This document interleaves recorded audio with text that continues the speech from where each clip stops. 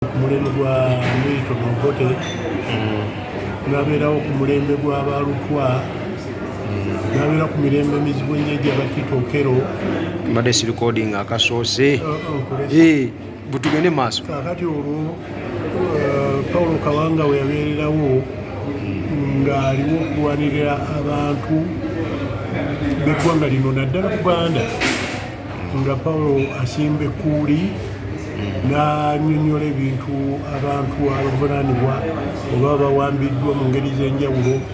omusajja watooyo n'agezaako okubanunula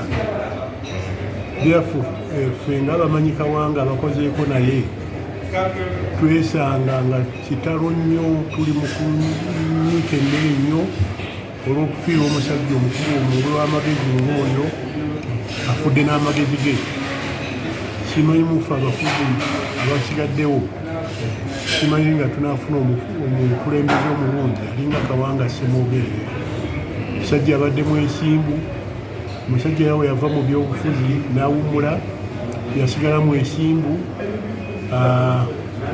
atalyanga lukwemu mu bannabyabufuzi banne wadde eggwanga lye kitalo nnyo kitalo ddala tusaasidde nnyo famire n'abooluganda basigaddeyo ne bannayuganda okutwalira awamu